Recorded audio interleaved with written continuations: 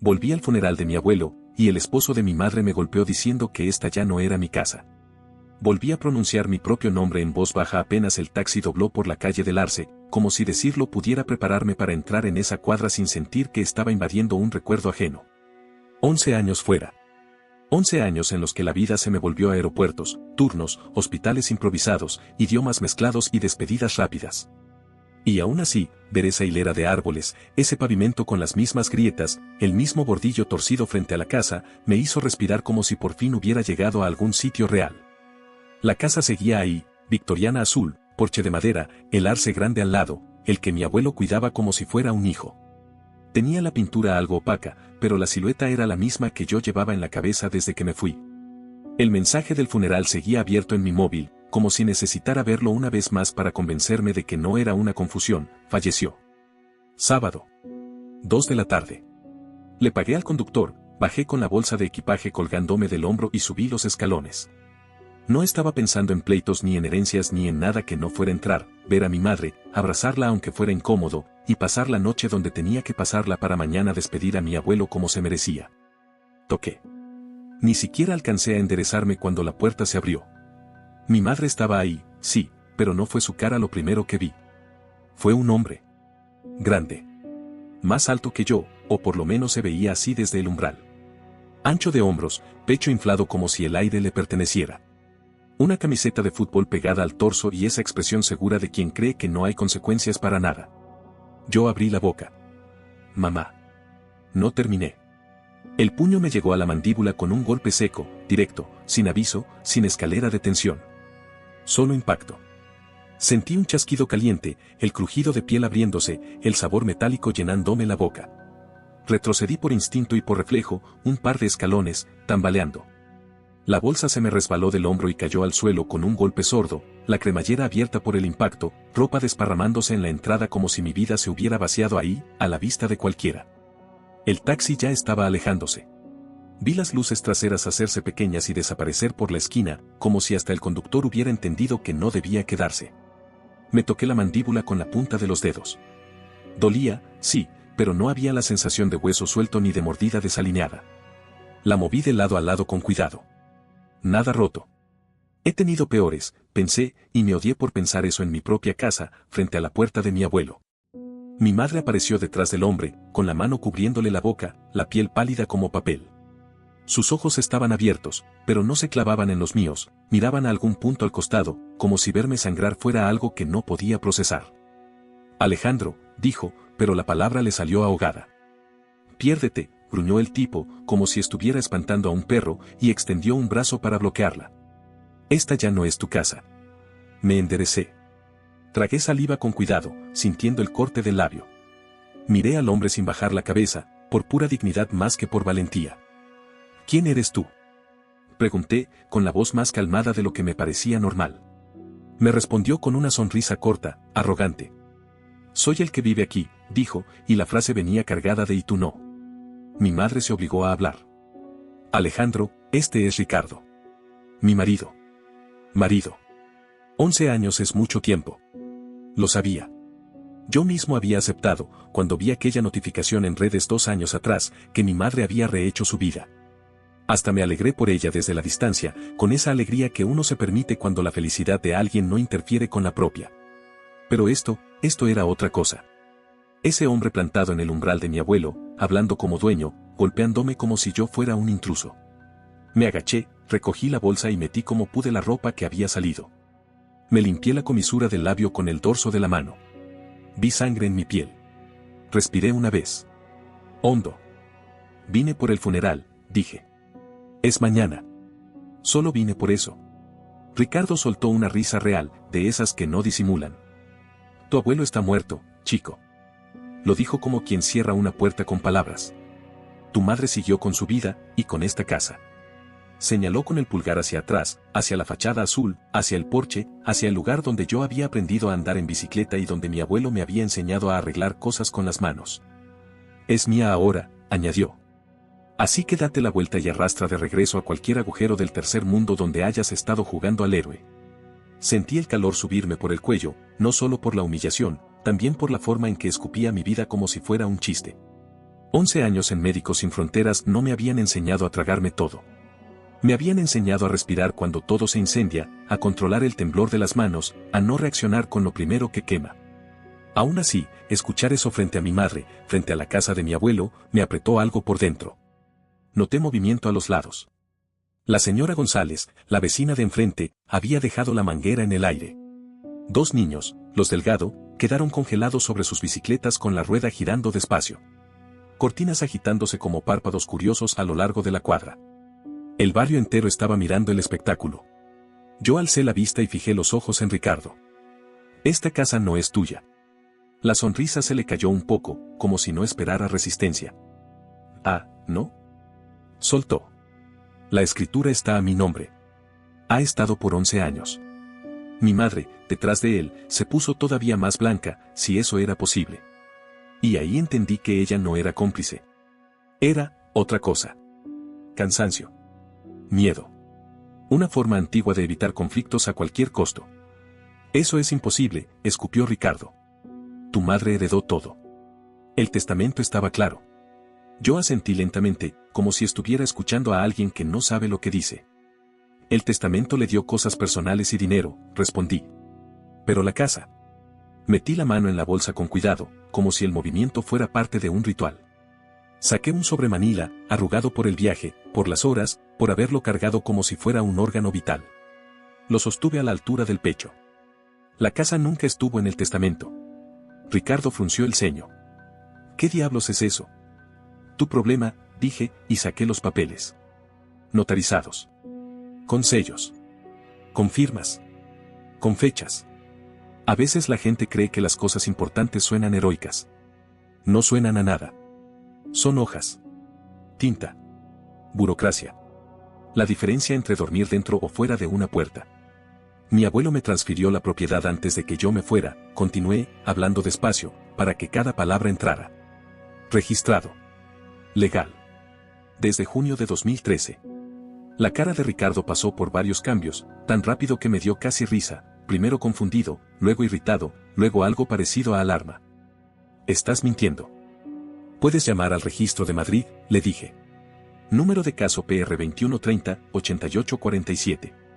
Fecha, 14 de junio de 2013. El nombre del caso salió como si lo hubiera estado repitiendo toda mi vida. En realidad lo había memorizado en Ámsterdam, en la escala, con sueño en los ojos y un dolor pesado en el pecho. Porque David me lo había dictado por teléfono y yo no estaba dispuesto a fallar en lo único que mi abuelo me había dejado bajo control. Mientras Ricardo seguía intentando descifrar si esto era una broma, un coche negro se estacionó cerca. Un Tesla. Bajó un hombre de traje gris oscuro, con un maletín de cuero y una calma que parecía contradecir la escena. Lo reconocí al instante, aunque hacía años que no lo veía en persona. David García. Caminó hacia nosotros como quien entra a un tribunal, sin prisa, sin levantar la voz, sabiendo que el peso está en lo que viene después. Ricardo se giró, y lo vi tensarse. ¿Quién diablos es ese? David llegó al primer escalón, me miró a mí primero, ignorando por completo al hombre del umbral. Me extendió la mano. Alejandro, dijo, con una seriedad limpia. Lamento tu pérdida. Tu abuelo era un buen hombre. Gracias por venir con tan poco aviso. Yo le apreté la mano. Sentí una punzada en la mandíbula y volví a saborear cobre, pero me mantuve firme. David recién entonces se volvió hacia Ricardo con una sonrisa que no tenía nada de amable. Señor Richardson, supongo. Soy David García. Represento a Alejandro Morales. Ricardo abrió la boca para responder, pero David no le dejó espacio. Como mencioné en nuestra llamada telefónica hace 20 minutos, continuó, ya se presentó una orden preliminar que impide cualquier transferencia. Venta o modificación de la propiedad ubicada en calle del Arce 847, pendiente de revisión judicial de la transferencia original de escritura. El aire del porche cambió. No era magia. Era lenguaje legal. Era el tipo de palabras que hacen que los abusivos retrocedan aunque no quieran. Ricardo se rió, pero esta vez la risa le salió falsa. Esto es una locura. Lo que sería una locura, dijo David, con la voz bajando un punto, es negar el acceso al propietario legal de la vivienda. Y, desde luego, agredirlo. Se giró un poco, como buscando testigos con la mirada, y los encontró, la señora González al otro lado, los niños, las cortinas, la cuadra entera. Ricardo se infló de nuevo, intentando recuperar tamaño. Elena, llamó, volviendo la cabeza hacia mi madre. Elena, diles que esto es una locura. Mi madre estaba llorando en silencio. Las lágrimas le caían sin sonido, como si el cuerpo se le hubiera rendido. Se veía mucho más mayor que cuando me fui. Más delgada. El cabello completamente gris. Un suéter grande en pleno julio. No lo sabía, susurró. No lo dijo como excusa. Lo dijo como un derrumbe. Yo la miré y sentí, mezclado con la rabia, algo parecido a una tristeza vieja. Papá, empecé, pero me tragué esa palabra porque no era el día ni la herida. Respiré y corregí en mi cabeza. El abuelo nunca te lo dijo porque sabía lo que iba a pasar. Mi madre apretó los labios, como si esa frase le diera justo donde duele, porque en el fondo ella también lo sabía. Ricardo dio un paso hacia mí con la intención de hacer de nuevo lo que ya había hecho una vez, imponer con el cuerpo lo que no podía imponer con la verdad. David se interpuso con una rapidez que no le habría atribuido a un hombre de su edad. Señor Richardson, dijo, ahora sin sonreír, ya cometió agresión frente a múltiples testigos. Le sugiero, encarecidamente, que no agrave su situación, especialmente considerando lo que más hemos descubierto. Ricardo se quedó quieto, como si le hubieran clavado el suelo a los pies. ¿De qué estás hablando? No respondí. No ahí. No todavía. Pasé junto a él, subí los escalones y crucé el umbral. La casa me golpeó primero con el olor. No olía a mi abuelo. La casa del abuelo siempre olía a cera, a loción de afeitar, a madera limpia y a esas galletas de limón que horneaba los domingos. Ahora olía a cerveza vieja, a humo de cigarrillo y a algo agrio, como descuido acumulado. Miré la sala y sentí el segundo golpe. Los muebles no estaban. El sofá burdeos. La mesa de centro de roble que él mismo había hecho. La lámpara antigua de su madre. Todo eso, desaparecido. En su lugar, un seccional barato, enorme, y una televisión gigantesca pegada a una pared como si la casa fuera un bar de carretera. Mi madre entró detrás de mí, y Ricardo, todavía con rabia, también. David se quedó a un lado, como si estuviera midiendo el terreno. Yo no me detuve a discutir. Había algo que necesitaba ver, algo que tenía marcado en el cuerpo como si fuera una urgencia física. Fui directo al armario bajo las escaleras. El panel trasero falso, el que mi abuelo había instalado hacía años, siempre oculto. Siempre perfecto. Ahora estaba abierto. Arrancado. Colgando. Y la puerta de la caja fuerte estaba forzada. Abollada. Rayada. Entreabierta. Vacía.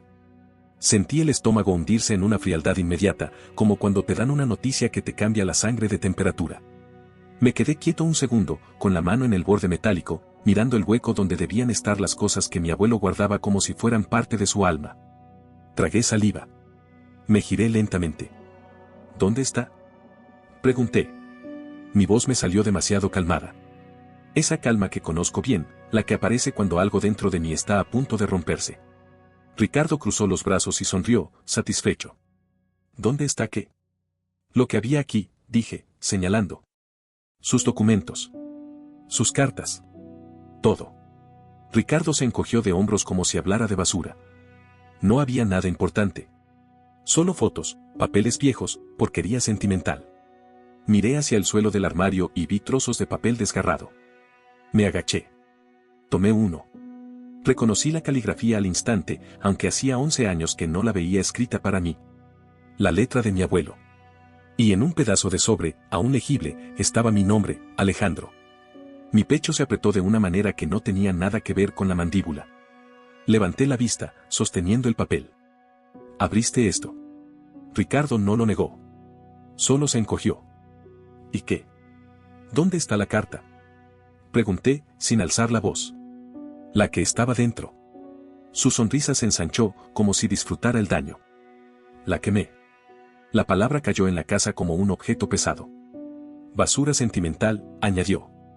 Sobre lo orgulloso que estaba de ti, que eras el hijo que nunca tuvo, ya sabes. Pensé que les hacía un favor. Nadie necesita manipulación emocional de un muerto. Todo se quedó en silencio. Mi madre hizo un sonido pequeño, un sollozo ahogado. Yo me levanté despacio, con el pedazo de sobre todavía en la mano. Quemaste las últimas palabras de mi abuelo para mí. Ricardo me sostuvo la mirada, desafiante, hasta que notó que David estaba a mi lado, levantando el teléfono. ¿Grabaste eso? Pregunté, sin mirarlo, solo sabiendo que él entendería. David inclinó el móvil, la aplicación de grabación abierta, la luz roja parpadeando. Cada palabra, dijo. La sonrisa de Ricardo se evaporó. Y en ese momento, con el olor podrido en la sala, con la casa irreconocible, con el vacío de la caja fuerte, con mi labio roto, entendí que yo no había regresado solo para un funeral. Había regresado a un desastre que llevaba tiempo cocinándose en silencio. Y a partir de ahí, ya no había manera de fingir paz. Me quedé ahí de pie unos segundos más, mirando a Ricardo como si todavía estuviera tratando de decidir si lo que acababa de escuchar era real. La casa parecía contener la respiración. El reloj antiguo del pasillo ya no estaba, así que no había tic-tac, pero en mi cabeza todo sonaba igual de fuerte. David guardó el teléfono con calma, como si acabara de cerrar una carpeta. Bien, dijo. Eso simplifica bastante las cosas. Ricardo parpadeó varias veces. Su rostro pasó de la soberbia al desconcierto, y de ahí a algo más cercano al miedo. Esto es una trampa, masculló. Todo esto es una maldita trampa. No le respondí. Crucé el umbral del armario y caminé hacia la sala, dejando atrás la caja fuerte abierta, como una herida expuesta. Cada paso por la casa me confirmaba lo mismo, nada de esto había sido accidental. No era desorden. Era apropiación. Mi madre seguía parada cerca de la escalera, las manos temblándole. No sabía dónde mirar. Yo la observé un momento, intentando reconocer a la mujer que me había criado en esa figura encorvada, agotada, con los ojos rojos. Mamá, dije, sin dureza. ¿Cuánto tiempo lleva viviendo aquí? Ricardo respondió antes que ella. 3 meses, dijo.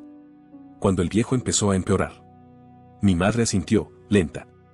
Se ofreció a ayudar, explicó. Al principio parecía buena idea. David tomó nota mentalmente.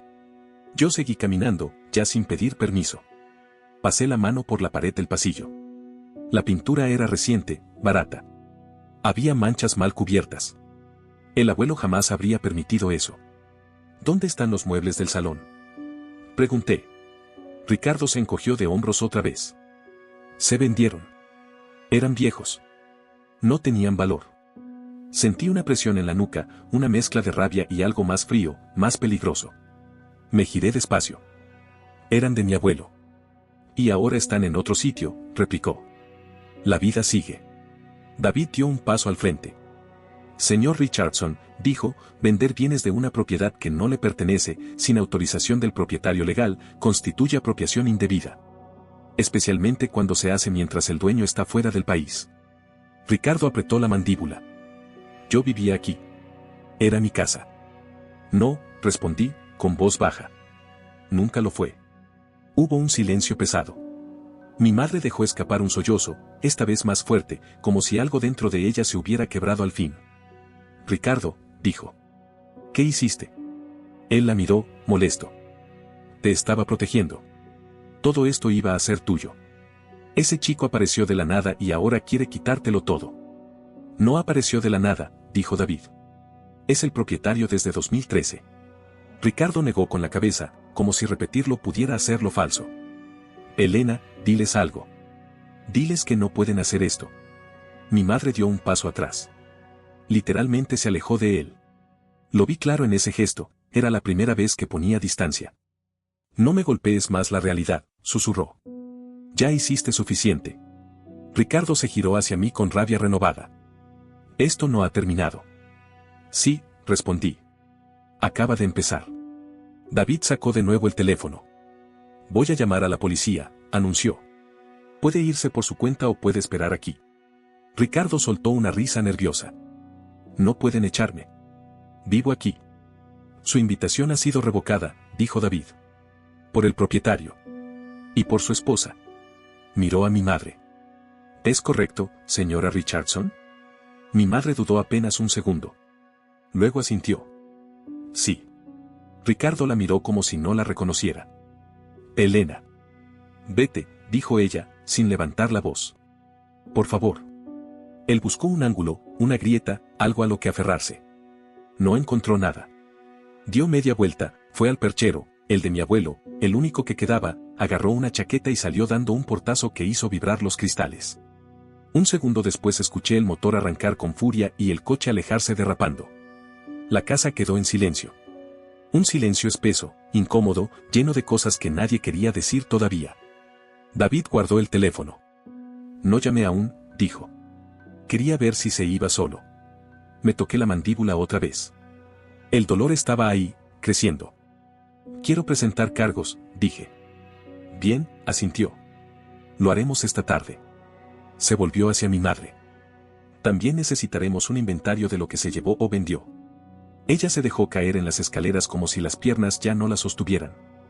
Había fotos, dijo. Álbumes. Cosas de tu infancia. Bonos, tu abuelo guardaba bonos de ahorro a tu nombre. Sentí un nudo en el estómago. ¿Cuánto? Unos 50.000 euros, creo. David frunció el ceño. Eso cambia la escala del caso. Me quedé mirando el hueco bajo las escaleras. La caja fuerte vacía. El panel arrancado. El abuelo llevaba una lista, dije de pronto. Siempre la llevaba. David levantó la vista. ¿Dónde? Cerré los ojos un segundo, forzando la memoria. En su escritorio. Cajón superior derecho. Detrás de los archivos. Fui al estudio. El escritorio seguía ahí, intacto, demasiado pesado para que Ricardo lo hubiera movido. Abrí el cajón. Archivos. Nada más. Entonces recordé. Saqué el cajón entero y lo volteé. Ahí estaba. Pegado al fondo. Lo despegué con cuidado. El papel crujió. La letra de mi abuelo, clara, firme. Volví a la sala y se lo entregué a David. Él leyó en silencio. Bien, dijo al terminar. Entonces tenemos robo, destrucción de documentos, agresión y confesión grabada. Mi madre se cubrió el rostro. La carta, susurró. ¿Qué decía? Me senté a su lado. Olía a cigarrillos. Nunca había fumado cuando yo era niño. No lo sé, respondí. Dijo que me lo explicaría todo cuando llegara el momento. Y Ricardo la había quemado. Ella empezó a llorar de verdad, sin control. Lo siento tanto. No dije nada. No sabía qué decirle todavía. Había demasiadas capas de dolor mezcladas. David cerró su libreta. Mañana deberán ir a la comisaría, dijo. Necesitamos declaraciones formales. Asentí. Miré alrededor. La casa de mi abuelo parecía un lugar extraño, casi hostil. Quiero ver el resto, dije. El recorrido fue peor de lo que esperaba. El dormitorio del abuelo estaba irreconocible. Paredes negras. Pósters de motocicletas. La cama original, la cómoda, la mesita, todo desaparecido. Mi antigua habitación era un almacén. El baño tenía moho. La cocina estaba llena de platos sucios. El jardín, que el abuelo cuidó durante décadas, era solo maleza. Cuando volvimos al salón, me sentía enfermo. El funeral es mañana, dije. ¿Ricardo pensaba venir? Mi madre dudó. Sí, dijo que vendría conmigo. No, respondí. No va a venir. Saqué el teléfono. Dame su número. Lo marqué yo mismo. No eres bienvenido al funeral, le dije cuando contestó. Si apareces, te haré arrestar. No puedes. Puedo, respondí. Y lo haré. Hubo silencio. Ni siquiera era tu abuelo real, escupió de pronto. Sentí que algo se rompía dentro de mí. ¿Qué dijiste? Eso decía la carta. Tu abuela tuvo un romance. James Mitchell. Pregunta en tu familia. Colgó. Miré a mi madre. Ella estaba blanca. Hubo rumores, susurró. Nunca se habló de eso. David intervino, firme. Eso no cambia nada legalmente. Pero para mí, en ese momento, lo cambiaba todo. Sentí que el suelo se movía bajo mis pies. Necesitaba aire. Salí al porche trasero y me senté en los escalones. El jardín estaba muerto. El trabajo de toda una vida reducido a abandono. Mi madre salió al rato y se sentó a mi lado. Lo llamé, dijo. Le pedí el divorcio. Asentí. Papá, dijo. El abuelo. Eligió ser mi padre. Eso es lo que importa. La miré. Sí, dije. Eso es lo que importa. Nos quedamos en silencio mientras el sol bajaba. Y supe que nada volvería a ser igual, pero que, de algún modo, todavía quedaba algo por salvar. Nos quedamos sentados en los escalones del porche trasero sin hablar durante un buen rato. El jardín, que antes era el orgullo del abuelo, Estaba cubierto de maleza y tierra dura. Todo lo que él había cuidado durante décadas parecía abandonado desde hacía mucho más de 3 meses. Parecía abandonado desde hacía años. No sé cuánto tiempo estuve ciego, dijo mi madre al fin. O cuánto quise no ver. No respondí enseguida. Estaba intentando ordenar demasiadas cosas a la vez: la agresión, la casa destrozada, la carta quemada, la llamada de Ricardo, la duda sembrada sobre nuestra propia sangre. Todo se superponía. ¿Es verdad lo que dijo?, pregunté al final. ¿Lo de James Mitchell? Mi madre se quedó mirando el jardín. No lo sé con certeza, dijo despacio. Cuando era niña hubo murmullos. Mis padres discutían mucho en esa época. Una vez escuché ese nombre, pero nunca se habló abiertamente. Tu abuelo jamás me trató distinto. Nunca. Asentí. Eso encajaba demasiado bien con el hombre que yo había conocido. David salió al porche y se apoyó en la baranda, dándonos espacio, pero sin irse. Alejandro, dijo. Mañana, después del funeral, quiero que vengas a mi oficina. Hay algo más que necesito entregarte. Lo miré. ¿Algo del caso? Algo de tu abuelo. No pregunté más. Asentí. Esa noche dormí poco. Demasiado poco. Me quedé en la habitación de invitados, porque el dormitorio del abuelo no era habitable y el mío parecía un trastero. Cada ruido de la casa me despertaba. Cada crujido me hacía pensar en lo que había sido y ya no era. A las 9 de la mañana me levanté, me miré al espejo del baño y vi el moretón formándose en la mandíbula. Me limpié el labio partido con cuidado. No quería que eso fuera lo primero que la gente notara en el funeral. El servicio fue sencillo. Green Hills Memorial. Unas 40 personas. Vecinos, antiguos compañeros de la marina, gente de la iglesia. David estaba allí. Ricardo no apareció. Mi madre habló primero. Su voz tembló, pero no se rompió. Contó cómo su padre la había criado solo, cómo nunca volvió a casarse, cómo siempre estuvo ahí incluso cuando ella tomaba malas decisiones. La escuché con una mezcla de orgullo y tristeza. Cuando me tocó a mí, hablé de las llamadas de los domingos, del jardín, de cómo me enseñó que uno no tiene que ser perfecto para ser digno. No mencioné la casa. No mencioné la carta. No mencioné a Ricardo. No era su lugar. Después del servicio, David me llamó a un lado. La policía arrestó a Ricardo esta mañana, dijo. Encontraron las medallas de tu abuelo en su coche. También hay registros de que cambió varios bonos a tu nombre. Falsificó tu firma. Cerré los ojos un segundo. ¿Cuánto enfrenta? Con el acuerdo que está considerando, entre 3 y 5 años. Si va a juicio, más. Asentí. No sentí alivio. Solo cansancio. Ven, dijo David. Hay algo que tengo para ti. En su oficina me entregó una carpeta. Dentro había un sobre distinto, más nuevo. Tu abuelo dejó esto conmigo, explicó. Dijo que te lo diera después del funeral. Reconocí la letra en el instante en que lo abrí. Leí despacio. Cada línea me apretaba el pecho, pero no de la forma en que lo había hecho la pérdida. Era otra cosa. Claridad. Elección. Amor dicho sin condiciones. Cuando terminé, no hablé enseguida. Él sabía, dije. Sabía que Ricardo revisaría la caja fuerte. David sonrió apenas. Siempre iba 3 pasos adelante. Salí de la oficina con la carta doblada en el bolsillo, como si fuera algo frágil y sagrado. Esa tarde regresé a la casa. Mi madre estaba sentada en el salón vacío, rodeada de cajas. Pedí el divorcio, dijo. Definitivamente. Asentí. ¿Qué vas a hacer ahora?, preguntó. Miré alrededor. La casa estaba maltratada, pero seguía en pie. Arreglarla, respondí. Poco a poco. Yo podría quedarme, dijo, con cautela. Si tú estás de acuerdo. La miré. Vi miedo, pero también determinación. Puedes quedarte, dije. Pero la casa sigue siendo mía. Y vamos a hacer las cosas bien. Asintió, con lágrimas silenciosas. Esa noche, por primera vez desde que llegué, dormí un poco mejor. No porque todo estuviera resuelto, sino porque, al fin, sabía que debía proteger. Los días siguientes se mezclaron entre trámites, llamadas y silencios largos. David se movía con una eficiencia casi quirúrgica. Denuncias, declaraciones, fotografías de la caja fuerte dañada, inventarios. Yo iba con él a donde hiciera falta, contestaba preguntas, repetía hechos, describía golpes, olores, objetos que ya no estaban. Decirlo todo en voz alta lo volvía más real, pero también más ordenado, como si ponerlo en palabras impidiera que se me deshiciera por dentro. Ricardo aceptó el acuerdo antes de que terminara la semana. 4 años en prisión estatal. Restitución económica por los bonos, por el efectivo, por los muebles vendidos. No hubo juicio. No hubo espectáculo. Solo papeles firmados y una celda que ya no era problema mío. El divorcio de mi madre se resolvió rápido.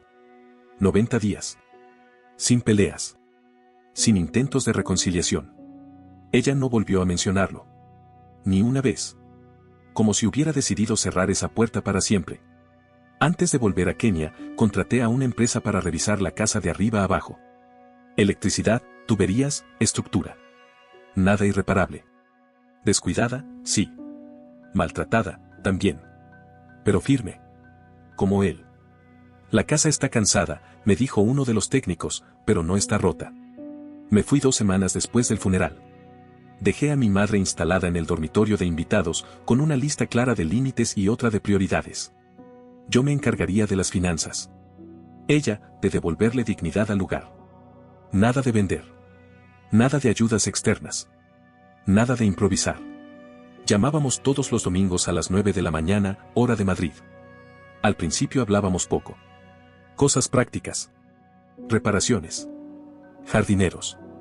Pintura. Luego, de a poco, empezó a contarme más. Que había empezado terapia. Que se unió a un grupo de duelo. Que estaba dejando de fumar. Me mandaba fotos.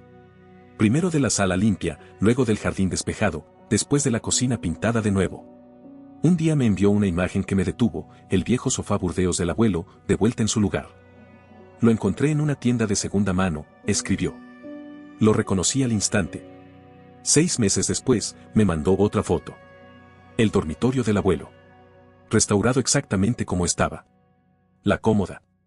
La mesita. La foto de boda en la pared. Solo había algo distinto, la colcha. Había hecho un edredón con los viejos uniformes de la Marina. Duermo aquí ahora, me escribió. Me hace sentir cerca de él. La miré durante mucho rato antes de responder. Lo está, le escribí al final. 1 año después pedí una licencia larga. Volví a Madrid. Pasé 2 semanas en la casa. Plantamos rosas nuevas. Arreglamos la cerca. Pintamos el porche. Nos sentamos en los escalones al atardecer, como antes. ¿Sabes qué decía siempre tu abuelo? Me dijo ella una tarde. Que la medida de un hombre no está en su sangre, sino en sus decisiones. Miré la casa. El jardín. Todo lo que habíamos reconstruido. Sí, dije. Eso es lo que importa. Ricardo salió de prisión antes por buena conducta. Se fue del país. Nunca más supe de él. Nunca más lo vi. La casa siguió a mi nombre. Mi madre vivió ahí hasta que murió, tranquila, mientras dormía, a los 71, en el dormitorio del abuelo, rodeada de fotos de 3 generaciones. Cuando me retiré de la medicina, muchos años después, volví definitivamente. Me convertí, sin darme cuenta, en el viejo de la calle del Arce que saluda desde el porche. Cuidé el jardín. Organicé cenas los domingos. Y cada vez que alguien preguntaba por la casa, por su historia, respondía lo mismo. La familia no es de quien naces. Es de quien te elige. Y yo fui elegido por el mejor hombre que jamás conocí. No olvides dejar tu opinión en los comentarios, dejar tu like y compartir este video.